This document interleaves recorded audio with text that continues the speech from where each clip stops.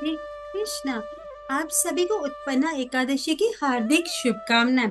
आज हम उत्पन्ना एकादशी के विषय में चर्चा करेंगे। उत्पन्ना एकादशी का महत्व भविष्य उत्तर पुराण में भगवान श्री कृष्ण अपने सखा अर्जुन से कहते हैं। अर्जुन ने कहा, हे प्रभु, आपने इस एकादशी के पुण्यों को अनेक तीर्थों के पुण्यों से श्रेष्ठ तथा पवित्र क्यों बतलाया है? कृपया करके यह सब आप विस्तार पूर्वक कहिए। श्री कृष्ण बोले, हे पार्थ, सतयुग में एक महाभयंकर दैत्य हुआ था जिसका नाम मूर था। उस दैत्य ने इंद्र आदि देवताओं पर विजय प्राप्त कर उन्हें उनके पद से हटा दिया। तब इंद्र ने भगवान शंकर से प्रार्थना की, हे भोलेनाथ, हम सब देवता मूर दैत्य के अत्याचार से दुखी होकर मृत्यु लोक में अपना जीवन व्यतीत कर रहे हैं। राक्षसों के भय से हम बहुत दुख और कष्ट भोग रहे हैं। मैं स्वयं बहुत दुखी और भयभीत हूँ।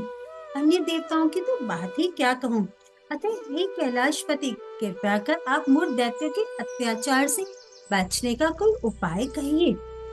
देवराज की प्रार्थना सुनकर शंकर भगवान ने कहा, हे देवेंद्र, आप भगवान श्री हरि के पास जाएं। मधु कैटव का संहार करने वाले भगवान विष्णु देवताओं को अवश्य ही इस भय से मुक्त करेंगे। तब इंद्र सहित सभी देवताओं ने भगवान विष्णु के समक्ष प्रस्तुत होकर उनकी स्तुति की और कहा, हे तीनों लोकों के स्वामी, आप स्तुति करने योग्य हैं। हम सभी देवताओं का आपको कोटि कोटि प्रणाम है। हे दैत्यों की, हम आपकी शरण में हैं, आप हमारी रक्षा करें। हे त्रिलोकपति, हम सभी देवता दैत्यों के अत्याचार से भयभीत होकर आपकी शरण में आए हैं।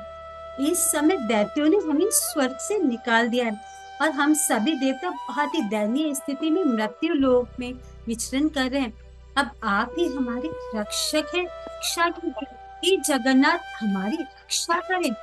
देवताओं की करुण कृपा और पुकार सुनकर श्री हरि बोले, हे देवगणों, वह कौन सा दैत्य है जिसने देवताओं को जीत लिया है?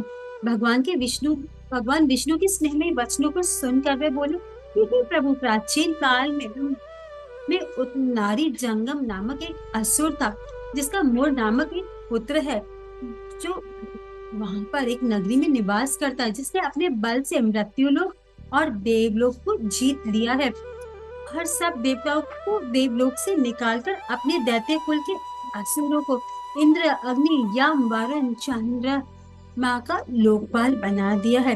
वह स्वयं सूर्य बनकर पृथ्वी को तापता है और स्वयं मेघ बनकर जल को भी बरसाता है। अतः आप इस बलशाली भयानक असुरों का संहार करके देवताओं की रक्षा करें।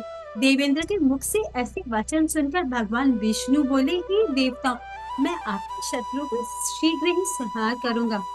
आप सभी इसी समय मेरे साथ चंद्रवर्ती नगर चलें। देवताओं की पुकार पर भगवान विष्णु तुरंत ही उनके साथ चल दिए।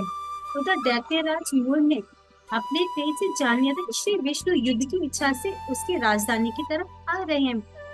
अतः अपने राक्षस योद्धाओं के साथ वह भी युद्ध भूमि में आकर गरजने लगा। देखते ही देखते युद्ध शुरू हो गया।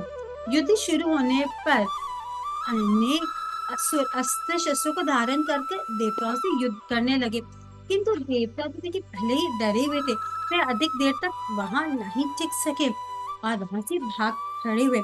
तब भगवान विष्णु स्वयं युद्ध भूमि में आ गए।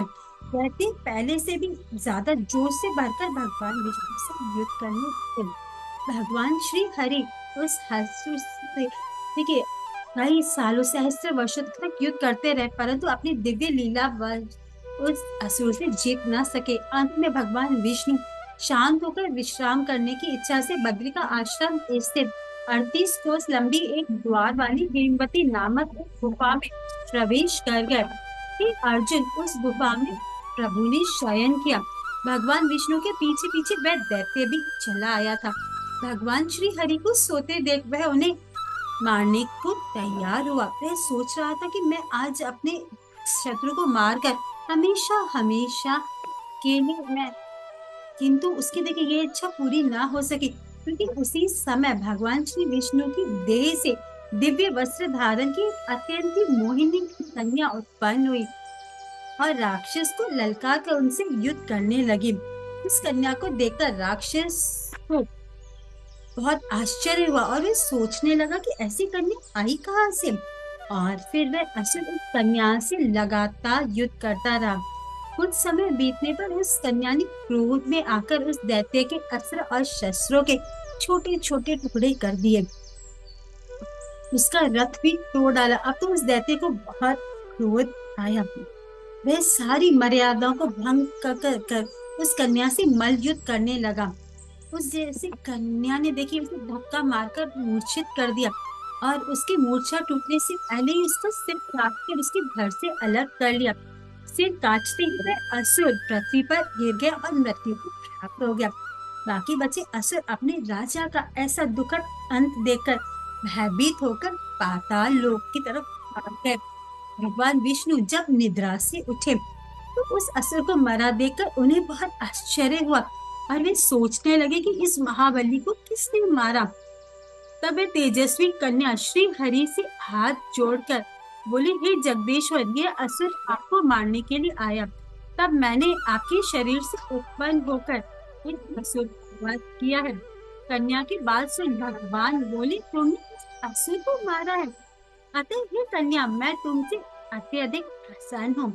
इसे मारकर तुमने तीनों लोगों के देवताओं को कष्ट से मुक्त कर दिया है। इसीलिए अब तुम अपनी इच्छा अनुसार वरदान मांगो, मैं तुम्हारी प्रत्येक इच्छा को पूरी करूंगा। हे कल्याणी, तुम इसको पैदा इसीलिए तुम्हारी नाम एकादशी होगा, और क्योंकि तुम मेरे ही अंश से उत्पन्न हुई हो, इसीलिए संसार में तुम उत्पन्ना एकादशी के नाम से जाओगी। तो जो मनुष्य इस दिन व्रत रखेंगे उनके समस्त पाप नष्ट हो जाएंगे। इतना कहकर भगवान श्री हरि उसी स्थान पर अंतर्ध्यान हो गए। अब श्री कृष्ण ने कहा कि पांचों पुत्र, एकादशी के व्रत का फल सभी व्रतों और सभी तीर्थों के फल से महान है। एकादशी व्रत करने वाले मनुष्य को मोक्ष प्राप्त होता है। उन मनुष्य के जीवन के जो भी कष्ट होते हैं मैं उन्हें भी दूर कर देता हूँ। अर्थात मुझे अत्यंत प्रिय एकादशी का व्रत सभी को जरूर करना चाहिए, और ऐसा व्यक्ति सभी और से निर्भय और सुखी होकर अंत में मोक्ष को प्राप्त करता है।